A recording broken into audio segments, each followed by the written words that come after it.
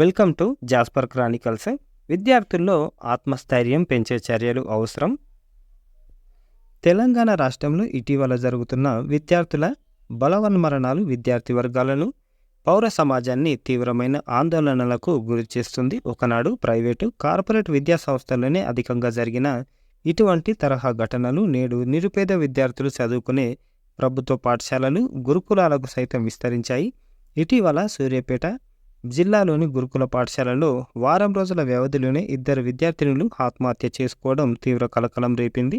అంతకుముందు భువనగిరి జిల్లాలోని గురుకులంలో ఒకే గదిలో 2 విద్యార్థినులు ఆత్మహత్య చేసుకోవడం, కామారెడ్డి జిల్లాలోని గురుకులంలో ఒక విద్యార్థి, మహబూబ్ నగర్ గురుకులంలో మరొక విద్యార్థి, హైదరాబాద్లో ప్రైవేట్ కళాశాలల్లో ఒత్తిడి తట్టుకోలేక 2 ఇంటర్మీడియట్ విద్యార్థులు, వరంగల్ ప్రైవేటు యూనివర్సిటీలో ఒక విద్యార్థిని గత సంవత్సరం ఇంటర్ ఫలితాల వెల్లడి తర్వాత 8 మంది విద్యార్థులు ఆత్మహత్యకు పాల్పడడం వంటి ఘటనలు చూస్తుంటే విద్యార్థులు ఎంతటి మానసిక సంఘర్షణలకు లోనవుతున్నారు అనేది స్పష్టంగా అర్థమవుతుంది.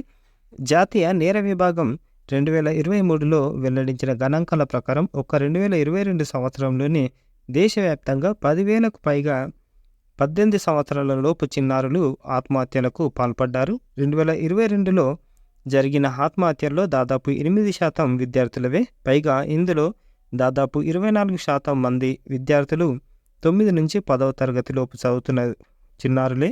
ఈ గణాంకాలు దేశవ్యాప్తంగా విద్యార్థులు ఎంతటి విపత్కర పరిస్థితుల్లో ఉన్నారో తెలియపరుస్తున్నవి. ప్రస్తుతం ప్రభుత్వం దృష్టి సారించాల్సిన అంశాలలో విద్యార్థి ఆత్మహత్యలు సైతం ఒకటి. ఈ నేపథ్యంలో విద్యా సంస్థల్లో కౌన్సిలర్ల నియామకానికి సంబంధించిన అంశం మరొకసారి తెర మీదకి వచ్చింది. విద్యార్థుల్లో ఆత్మహత్యలకు గల ప్రధాన కారణం ఒత్తిడిని జయించలేకపోవడం అని అనేక సందర్భాల్లో నిరూపితమైంది. ప్రస్తుతం విద్యాబోధన విద్యార్థి కేంద్రంగా జరగడం లేదు అనేది నిర్వివాదాంశం. ముఖ్యంగా ప్రైవేటు, కార్పొరేట్ విద్యా సంస్థలు తమ మార్కెట్ను మరింతగా విస్తరించుకోవడం కోసం మార్కులు, ర్యాంకులే ధ్యేయంగా విద్యార్థులపై తీవ్రమైన ఒత్తిడిని పెంచుతున్నాయి. తమ పిల్లలు మెరుగైన ఉద్యోగాల్లో స్థిరపడాలనే కోరికతో తల్లిదండ్రులు సైతం అందుకు సహకరిస్తున్నారు. కానీ విద్యార్థులు పడుతున్న మనోవేదనను ఇటు ఉపాధ్యాయులు, అటు తల్లిదండ్రులు సరిగ్గా అర్థం చేసుకోలేకపోతున్నారు. మెరుగైన ఫలితాలు రాకపోతే ఏమంటారో అని కొందరు, తల్లిదండ్రులు తమపై పెంచుకున్న ఆశలను నెరవేర్చలేకపోతున్నాం అని మరికొందరు ఆత్మన్యూన్యత భావానికి లోనవుతున్నారు. అంటే ఇన్ఫీరియారిటీ కాంప్లెక్స్కి వెళ్ళిపోతున్నారు. విద్యార్థుల్లో మానసిక సంఘర్షణలను తొలగించి వారిలో ఆత్మవిశ్వాసాన్ని పెంపొందించడానికి విద్యా సంస్థలు తీసుకుంటున్న చర్యలు శూన్యంగానే కనబడుతున్నాయి. చాలా వరకు విద్యా సంస్థల్లో తాత్కాలికంగా మోటివేషన్ క్లాసులు నిర్వహిస్తున్నారు తప్ప స్థిరమైన ప్రణాళికలపై దృష్టి సారించడం లేదు. మారుతున్న పరిస్థితుల్లో ఉపాధి అవకాశాలకు సంబంధించిన అంశాలను మాత్రమే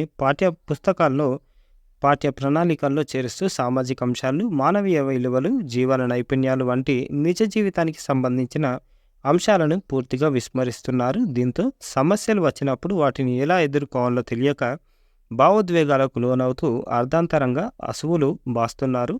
పిల్లల్లో మానసిక ఉల్లాసాన్ని పెంపొందించినప్పటికీ క్రీడలు చాలా విద్యాలయాల్లో కనుమరుగైపోయినాయి.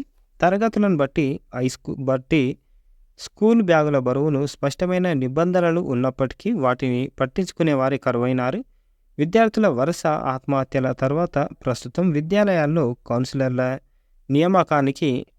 నియమించాలని చాలామంది డిమాండ్ చేస్తున్నారు.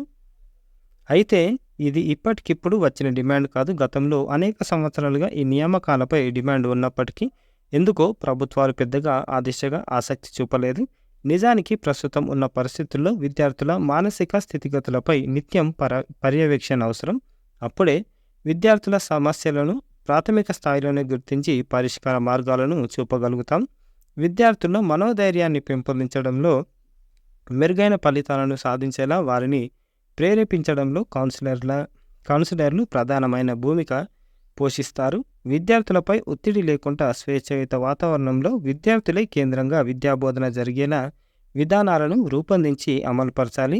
జీవన నైపుణ్యాలు అంటే లైఫ్ స్కిల్స్, మానవీయ విలువలతో కూడిన అంశాలను పాఠ్యాంశాలలో చేర్చి ప్రాథమిక దశ నుంచే స్వతహాగా తమ సమస్యలను తామే పరిష్కరించుకునేలా విద్యార్థులను సన్నద్ధం చేసినప్పుడే విద్యార్థుల సమ్మిళిత అభివృద్ధి సాధ్యపడుతుంది అని అనిల్ మేర్జా గారు రాసిన ఆర్టికల్ ఇది. విద్యార్థుల్లో ఆత్మస్థైర్యం పెంచే చర్యలు ఖచ్చితంగా అవసరం. చాలామంది పిల్లలు చనిపోతున్నారు. ఇప్పుడు ఎగ్జామ్స్ ఉన్నాయి. ఎగ్జామ్స్ ఉన్నాయని భయపడి చనిపోతున్నారు. ఎగ్జామ్స్ అయిపోయినాక రిజల్ట్ ఎంత పరిశాన్. కాబట్టి పిల్లలారా మీరు అందరూ గుర్తుపెట్టుకోవాల్సింది ఏంది అని అంటే, హ్యాపీగా ఉండండి.